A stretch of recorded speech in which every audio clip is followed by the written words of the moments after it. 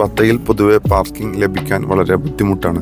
ഒരുവിധം പാർക്കിംഗ് ലഭിച്ചു. വണ്ടി ഒതുക്കി ലോക്ക് ചെയ്ത് നേരെ മൊബൈൽ ഷോപ്പിലേക്ക് നടന്നു. ഷോപ്പിലെത്തി സർവീസ് തുടങ്ങി. ഇത് ഫിലിപ്പിനോ മാർക്കറ്റ് പരിസരത്താണ്. പെട്ടെന്ന് തന്നെ സർവീസ് ചെയ്ത് മൊബൈൽ കയ്യിൽ തന്നു. എല്ലാം ഓക്കെയാണ്, നന്നായി വർക്ക് ചെയ്യുന്നുണ്ട്. ബില്ലടച്ച് നേരെ പോകാനൊരുങ്ങി. വഴിയിൽ ഒരു ഐസ്ക്രീം വിൽക്കുന്ന വാഹനം വല്ലാതെ ആകർഷിച്ചു. എങ്കിൽ ഓരോ ഐസ്ക്രീം ആകാം. ആഷിക്ക് നിരസിച്ചു. ഞാൻ കഴിച്ചു. പ്രതീക്ഷിച്ച രുചി ലഭിച്ചില്ല. കുറച്ചു നേരം കൂടെ ബത്തയിൽ ചിലവഴിച്ച് റൂമിലേക്ക് പോകുന്ന വഴിയിൽ ഒരു ഷവർമ കഴിക്കാൻ കയറി. ആഷിക്ക് മാത്രമാണ് ഷവർമ കഴിച്ചത്. ഞാൻ മുൻപേ ഭക്ഷണം കഴിച്ചിരുന്നു. എന്റെ കസിന്റെ ഒരു പാർട്ടി ഉണ്ടായിരുന്നു. ജോലി കഴിഞ്ഞ ഉടനെ ഞാൻ അങ്ങോട്ട് പോയി. അതിന് ശേഷമാണ് ഞങ്ങൾ ബത്തയിലേക്ക് പോയത്. കസിൻ അവന്റെ വിവാഹം കഴിഞ്ഞതിന്റെ പാർട്ടി നൽകുകയായിരുന്നു. ധീരതി എന്നൊരു റെസ്റ്റോറന്റിൽ നിന്നായിരുന്നു ഭക്ഷണം. നല്ല ഭക്ഷണമായിരുന്നു.